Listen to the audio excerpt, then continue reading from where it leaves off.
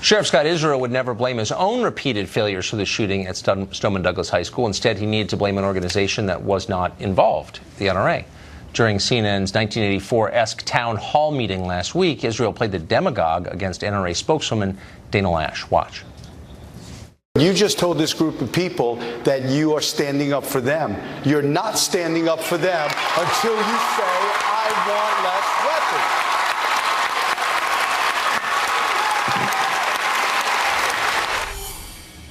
Dana Loesch joins us tonight. Dana, when I was watching that, my first thought was he doesn't sound much like a sheriff. He sounds like someone running for office, a Tammany politician, a red-faced blowhard, a demagogue.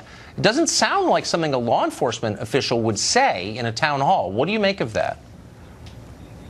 I completely agree with you, Tucker, and I'm so glad that you're talking about this, because this is the failure, and this is where the failure took place. It was with this man and his leadership as Broward County Sheriff. And I'll have everybody know, Tucker, as well, before the sheriff took that stage, him and I sitting up there for this town hall, he was allowed to go out and give a rally-style speech in which he railed against special interests and was naming the NRA and really setting the stage up to go after 5 million law-abiding innocent Americans who didn't get all of the 45, I think is what BuzzFeed reported, tips that his office received.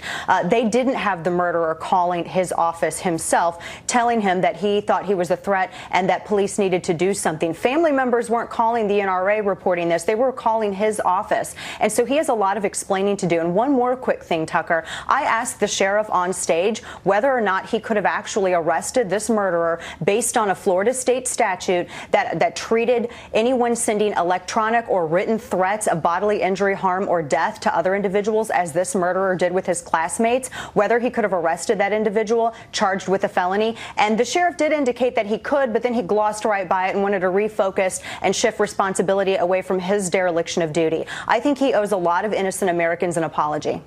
Well, but it's also really troubling because, I mean, this guy's not a congressman from Camden. He has the power to put people in jail, to take their lives away from them. He's a law enforcement official.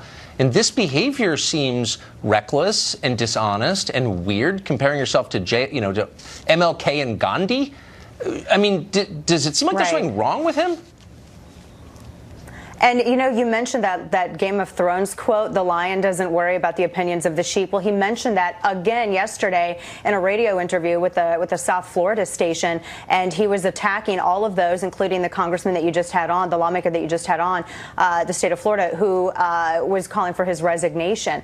And, you know, I agree with you. I wish that this would have come out on the stage. I wish that this truth would have been known at that particular time. It seemed as that he was more interested in turning this into a campaign stop. And I will say that this really explains why the Coral Springs police chief came out against the Broward County sheriff the way that they did. They said in a statement that the truth is going to come out because Coral Springs police reacted. They were the first ones in, and they seem to be really calling the Broward sheriff out on what I can only assume to be showboating was what they were suggesting in their letter. And there had to be a lot of drama behind the scenes for other law enforcement officers who really, I mean, these are the guys who, I mean, they sacrificed. They ran in. They heard the sound of gunfire and screaming, Tucker, and they ran in and they did what they could to save innocence. That's why we love our law enforcement, because of what they do for us. And now it's no wonder that they came out against this Broward County sheriff. It's also transparent, though. I mean, I'm not blaming the shooting on the sheriff. He didn't commit the shooting,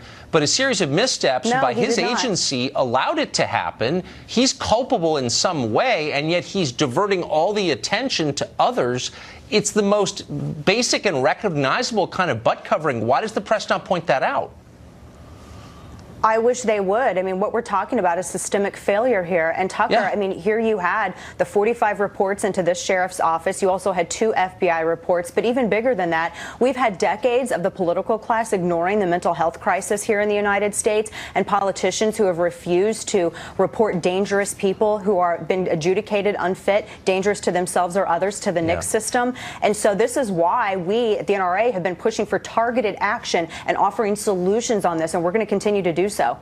Yeah. So if you run a city with tens of thousands of mentally ill people living on the sidewalk and you're lecturing us about guns, you know, maybe time to wake up a little bit. Thank you, Dana. I appreciate it. Thank you, Tucker.